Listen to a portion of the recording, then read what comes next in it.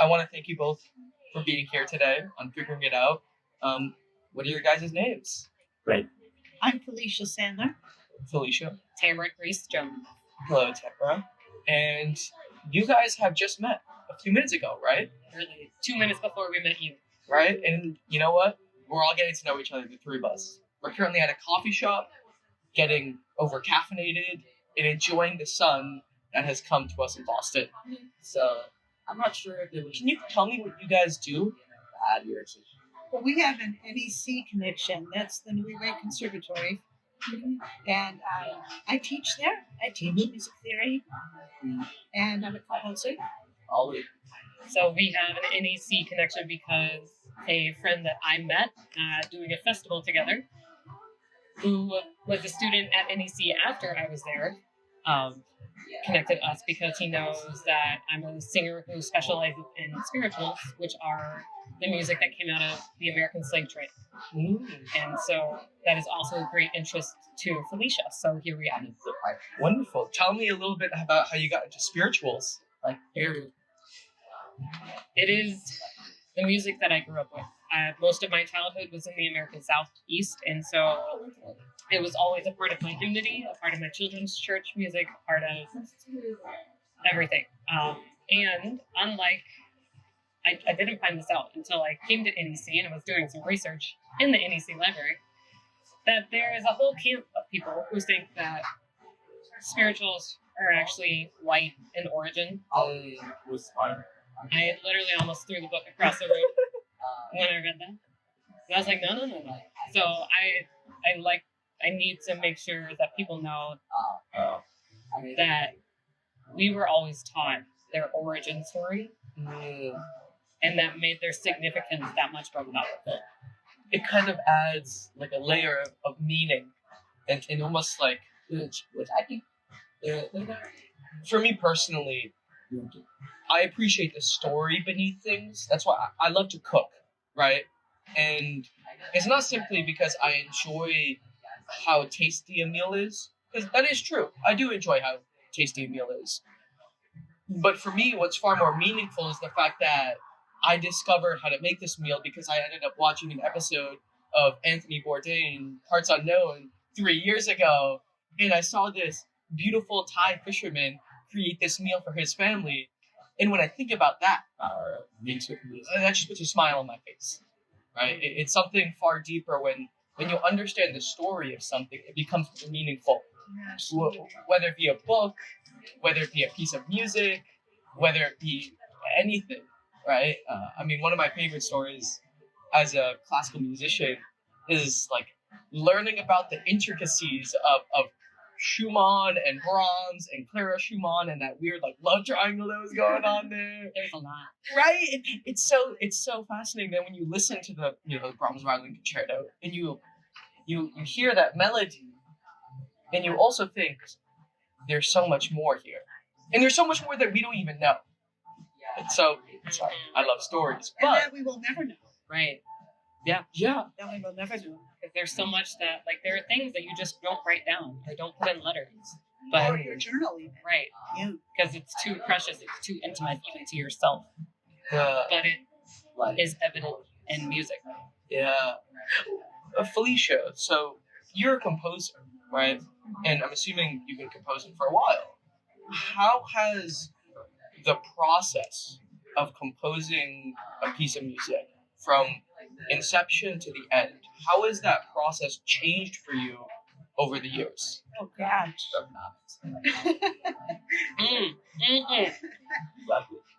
I don't know that it has. Oh. There's always a blank page.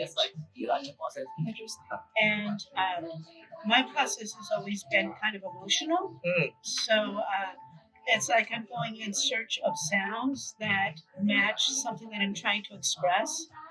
And then once that thing is available, then maybe the craft kicks in and you're figuring out how to make it communicate something. But there's always, at the source of it, there's always something that I'm feeling in my body in some way.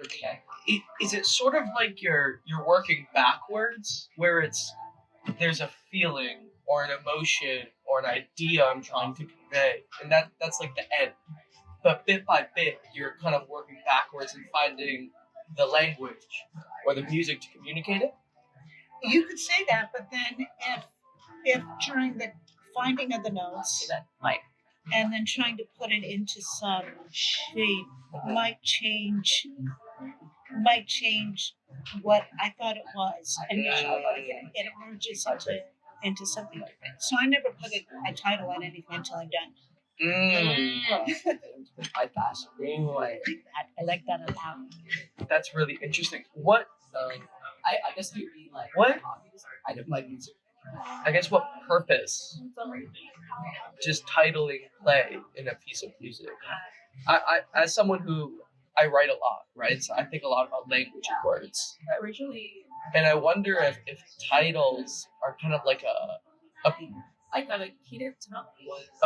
a series of words to like prime a thought or prime an idea or like get someone in the context for this music to develop, right? Does that make sense? Yeah, I mean, I think a lot of my composer friends think a lot about what they would title a piece in terms of how to prepare an audience member, give them some kind of curiosity so that they'll be interested in listening to the piece. You know, there's some of that, but usually it's just trying to find the right thing to describe what it is that I feel for the piece. Yeah. Can you give me an example of when you had to title a piece and what that kind of looked like? Providers, right? Yeah, I mean, there's one that I don't think the title ever worked for other people. Yeah. It worked for me, and it was this percussion piece I had written, and there was this poem, and the one I can like pulling radishes pointed the way with the radish. I guess like workouts and Why are you pulling the radish? I pointed the way for the radish. Yeah, and it was only, so what that means to me is that basically the way that you move in the world and the way that you help others move in the world, you point the way with who you are. So if you're the one pulling radishes, you're going to point the way with the radish. Yeah. I'm tracking. I think it was Rumi who wrote that. Am I right on that? I'll have to look that up to find out for sure. No. But and so this piece, when I was done, I thought, yeah, this is the way that I move. So I wanted to call the piece "Pulling Radishes." But of course, that doesn't mean anything to anybody. But it matters to you. It also that's a conversation starter. It's like there's gonna be things that you want to succinctly share, but there's so much depth behind it, underneath it, that it takes something like that to get a conversation started. And that way, you can walk hand in hand with someone. Yeah, that's true. And it's more intimate. That would be like the one-on-one with various members in the audience. It's not going to be people coming in, seeing that on the program and knowing how to. Oh, yes. But if pulling radishes, of course. And if nothing else, someone's going to remember that title. They're going to remember that title. That's true. There's no such thing as bad art. Bad art you don't remember. You only remember the good art. And that you definitely remember. I like what? That's obviously not I like original that. with me. I like that though. That clear. What role does beauty play in your life? And this is a question for both of you. Right. But there's attitude. I really agree that time has Everything. Because there is beauty in the extremities, so in the head going back to spirituals, out of some of the most heinous things that mankind has produced came this beautiful like that. reality that we have of a whole repertoire of music that actually was the entire foundation for the American Western music world. Jazz, hip hop, dissertations have been written of direct lines of how that came from spiritual. And so our entire American repertoire comes from the beauty that was found when there is no beauty to be found. Yeah. see. Do you have an answer to that? Yes, Yes. I think beauty orients me to. I'm a very, Dad, growing. oh, okay. Beauty orients me to what I find good. Beauty reminds me what really matters in this world. And I actually I write a newsletter every week. All right, and basically just sharing a few thoughts. I spend a lot of time reading philosophy and psychology and all this stuff. And really, what I'm trying to figure out in this life is what is the good life? Like, what is happiness? That's kind of a tall order, a little bit, right? But it's fun.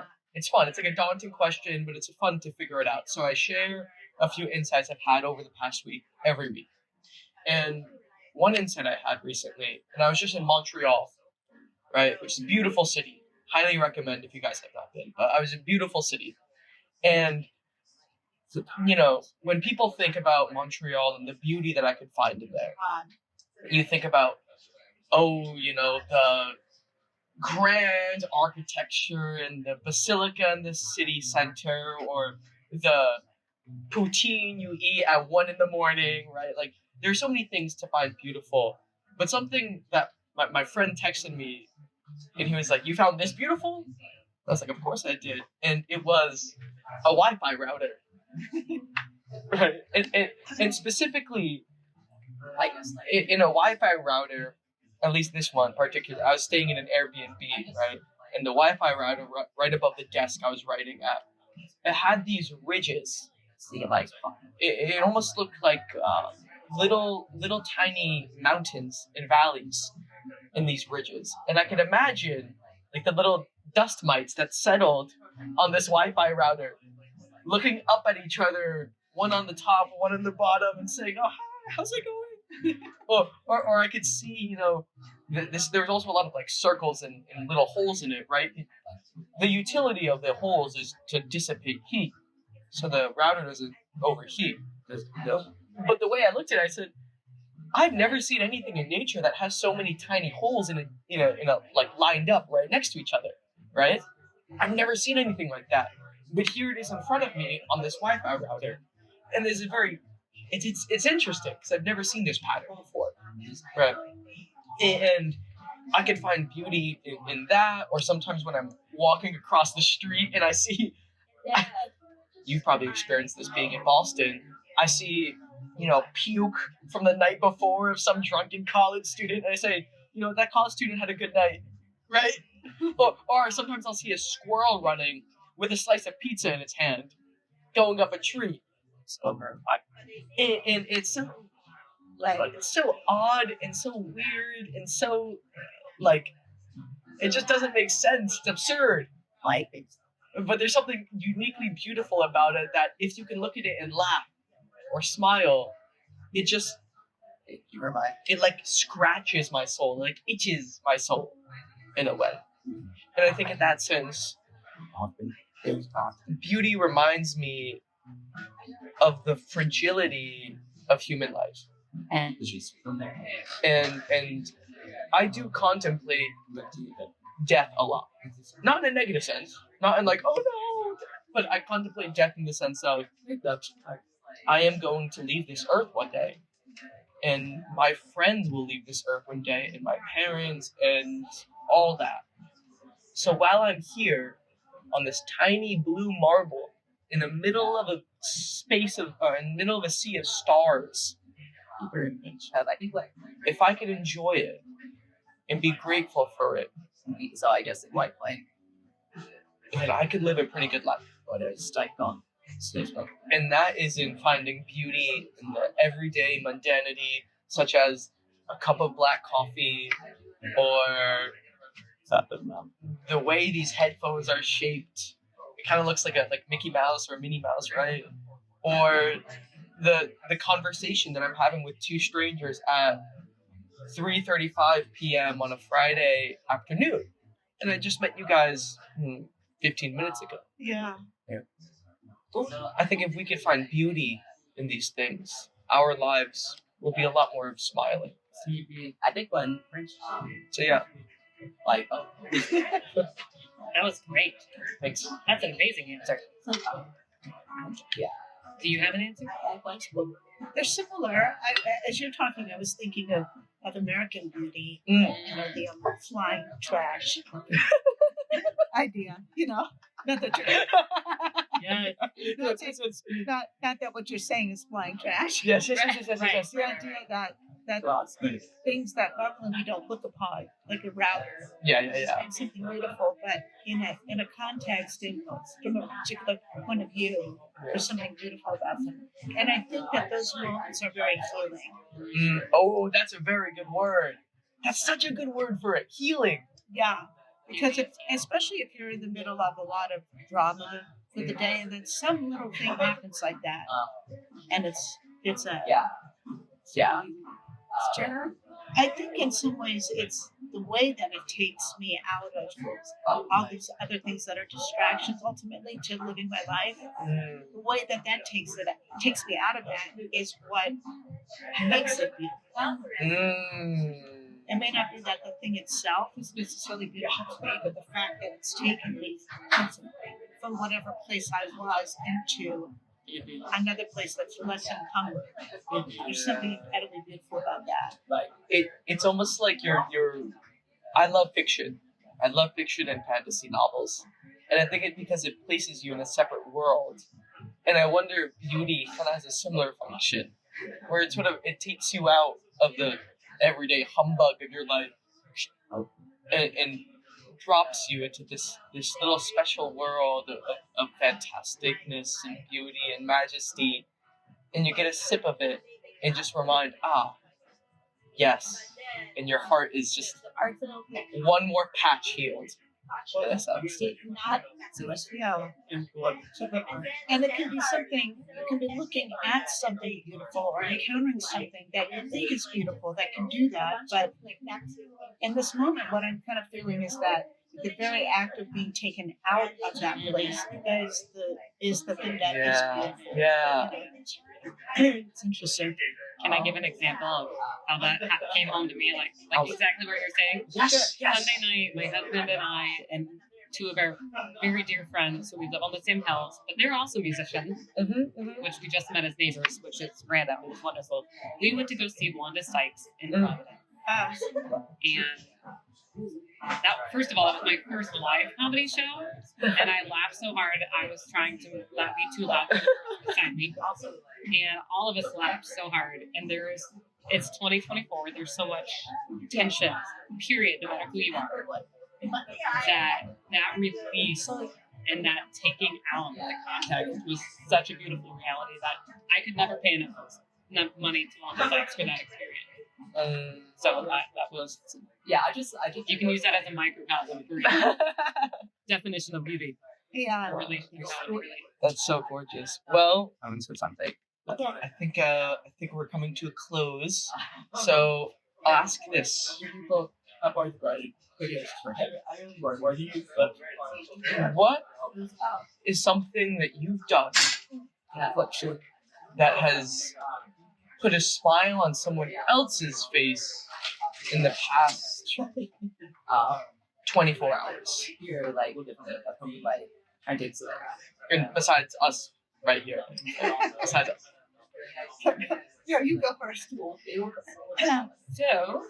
I shared this photo with lots of people who know and love me. I am a dog fanatic, and it is a meme. And I said I feel attacked. Like, that also looked really rough. Jason now treats it. Pause today. This is beautiful. Yes, I can send this to you. Oh, absolutely. I'll put it in the video. But yeah. No, that's gorgeous. But yes, so something like that, where I am a dog fanatic, and we now own a dog, a 3-year-old English bulldog, of whom people do not think they are beautiful, but I think she's wonderful. It's beautiful. It's gorgeous. So I have many text threads of laughter. It's like, I mean, the one that's coming to my mind, I don't know that it'll resonate It will. so much. But there's one of our students who's been out of school for some time and is doing some finding some professional success. And they were having an event, and I went, and they didn't know I was.